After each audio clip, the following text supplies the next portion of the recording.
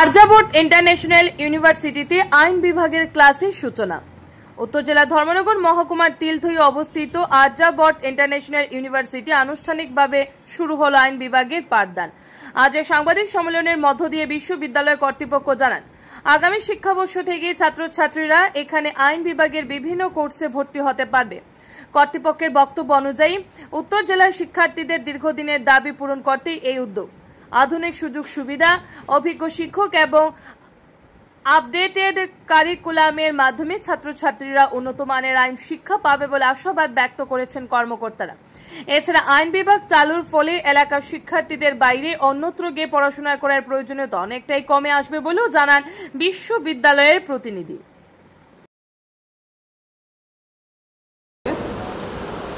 আপনাদের সবাইকে শারদীয় শুভেচ্ছা এবং আন্তরিক ভালোবাসা। এর সাথে অনেক আনন্দের সঙ্গে আজকে এই সংবাদটা আপনাদের সঙ্গে শেয়ার করছি যে আমাদের university Aryavarta international university bar council of India থেকে LLB, BA LLB honours, BBA LLB honours এইসব কোর্সের জন্য অফিসিয়াল অনুমোদনটা পেয়েছে। এখন এই সকল আইন বিষয়ক course Aryavarta school of legal স্টাডিজের আন্ডারে চালানো হবে। আর এটা একটি আমাদের গর্বের সংবাদ। এই প্রতিটি কোর্সে 60টি করে সিট আছে। দ্যাট মিনস আপনার এলএলবিতে 60টি অ্যাডমিশন নিতে পারি আমরা, বিএলএলবির জন্য 60টি এবং বিবিএলএলবির জন্য 60টি। এখন এই কোর্সটা এখানে শুরু হওয়ার পর উত্তর ত্রিপুরার ছাত্রছাত্রীদেরকে নিজের বাড়ি ছেড়ে আইন সম্বন্ধী উচ্চশিক্ষার জন্য বাইরে যেতে আর হবে না। ওরা এখন নিজের বাড়ি থেকেই একটা উচ্চ গুণমানের শিক্ষা এখান থেকে প্রাপ্ত করতে পারে। আর এই অ্যাপ্রুভালটা আসা আমাদের জন্য একটি অনেক বড় অর্জন, যা যুব সমাজের স্বপ্ন পূরণ করতে একটি দিগন্ত উন্মোচিত করে। আমরা সবাইকে আন্তরিক আমন্ত্রণ জানাচ্ছি যেন তারা এই সুযোগটিকে হাতছাড়া না করে আর আমাদের বিশ্ববিদ্যালয়ে যোগ দিয়ে তাদের ক্যারিয়ারটা নতুন স্বপ্নের সূচন করে। এর পাশাপাশি এই যে আমাদের বিএলএলবি বা বিবিএলএলবি যা বলছি এলএলবি কোর্স আছে, এর সাথে আমরা এলএলএম কোর্সটাও শুরু করছি, যেটা আমাদের ফ্লেক্সি মোডে হবে। দ্যাট মিনস অনেকজনই এখন আইনের পড়াশোনা করে ওরা প্র্যাকটিস করছেন, তারাও আমাদের এখান থেকে কোর্সটা করতে পারেন। উইকেন্ড মোডে করতে পারেন, মানে কি স্যাটারডে এবং সানডে ক্লাসেস করলেন। আর এই কোর্সটা বিশেষত আপনার 70% প্র্যাকটিক্যাল বেস থাকবে এবং 30% থিওরি বেস থাকবে।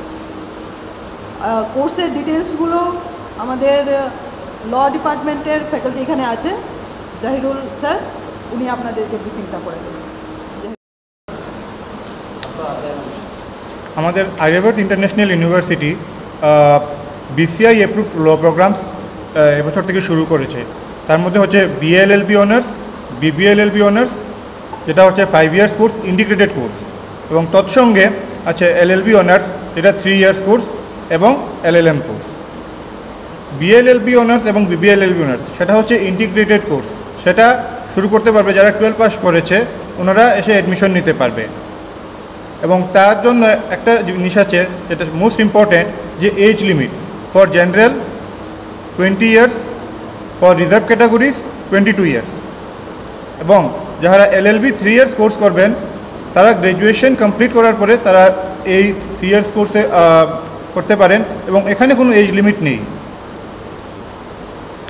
এখানে আবার এলএলএম কোর্সও আছে, এবং সেটা পার্ট টাইমও করতে পারে যারা ইন্টারেস্টেড, এবং ইভিনিং ক্লাসেসেরও সুবিধা আছে।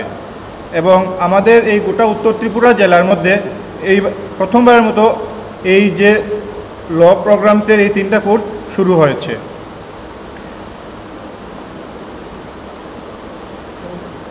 জব প্রসপেক্টস क्या है ল करने से? জব প্রসপেক্টসের দিকে যদি আমরা আগাই, তাহলে বিভিন্ন রকমের ডাইভার্স জব প্রসপেক্টস আছে। তার মধ্যে লিটিগেশন, মানে কোর্টে প্র্যাকটিস করতে পারে, কেউ যদি কর্পোরেট ফিল্ডে যেতে চায় তাও করতে পারে, গভর্নমেন্ট সেক্টরের মধ্যে যেতে পারে, প্রসিকিউশন লয়ার, তার সঙ্গে জুডিশিয়ারির মধ্যে এক্সাম দিতে পারে, এবং ডিস্ট্রিক্ট কোর্টের জাজ, হাইকোর্টের জাজ, সুপ্রিম কোর্টের জাজও হতে পারে। তৎসঙ্গে মাস্টার্স করার পর যদি পিএইচডি করে তাহলে সে প্রফেসরও হতে পারে in the field of law. তৎসঙ্গে আজকাল আমরা দেখছি যে বিভিন্ন ধরনের নতুন নতুন কী বলে স্ট্রিম এবং ফিল্ডস উতরে আসছে, যেমন সাইবার ল, তারপর ইন্টেলেকচুয়াল প্রপার্টি ল। এইসব কিছুর মধ্যে দেখা যায় যে সাইবার ক্রাইম হচ্ছে, কিন্তু এই যে সাইবার ক্রাইম হচ্ছে আমাদের এত অঞ্চল মানে কারোর তেমন কী ধারণা নাই, সবের মনে একটা আতঙ্ক যে এই কী সাইবার ক্রাইম কী হচ্ছে। তো এই সাইবার ল যেও সেটা কেউ মাস্টার্স ইন সাইবার ল করতে পারে, in specialisation in cyber law. তারপরে কর্পোরেট লতেও মাস্টার্স করতে পারে, তৎসঙ্গে কনস্টিটিউশনাল লর মধ্যেও স্পেশালাইজেশন করতে পারে। এবং আরও কেউ যদি রিসার্চ নিয়ে করতে চায় ইন ফিউচার, তাহলে ওরা লর যে বিভিন্ন ফিল্ডস আছে তার মধ্যে ওরা রিসার্চের মধ্যেও যেতে পারে। তৎসঙ্গে তারা লিগ্যাল জার্নালিজমও করতে পারে এবং বিভিন্ন লিগ্যাল রাইটিংও করতে পারে, যাহা সোসাইটির মধ্যে একটা মানে সোসাইটিতে কী হচ্ছে বা সোসাইটিকে ইমেজটা সবার সামনে তুলে ধরে আনার জন্য। আর আমাদের এখানে অ্যাডমিশনটা এখনই শুরু হয়ে চলছে এবং মোস্ট প্রবলি অক্টোবর 10 তারিখের ভিতরেই লাস্ট ডেট, সো সীমিত সময়ের মধ্যেই হবে। আর যে ফি স্ট্রাকচারের কথা আছে সেই ফি স্ট্রাকচারের মধ্যে যদি দেখা যায় তাহলে ফি স্ট্রাকচারটা হচ্ছে অ্যাডমিশন ফি ₹11,000 এবং সেমিস্টার ফি ₹25,000। তাহলে এটা দেখতে গেলে মানে সবাই অ্যাফোর্ড করতে পারবে। এবং এই যে বহুত মানুষের একটা ধারণা যে ঠিক আছে এত টাকা আমরা কেমনে বহন করতে পারবো, তো স্কলারশিপ এর সুবিধা আছে।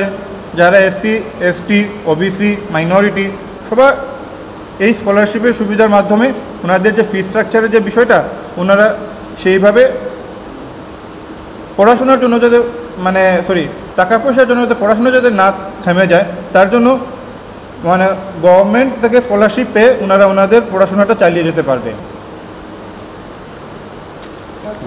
Thank you. হ্যাঁ, অ্যাডমিশন ফি ওয়ান টাইম, ঠিক আছে। যেটা সেমিস্টার ফি, হ্যাঁ এটা তো পার সেমিস্টার থাকবে। এবং তৎসঙ্গে কেউ যদি বলতে পারে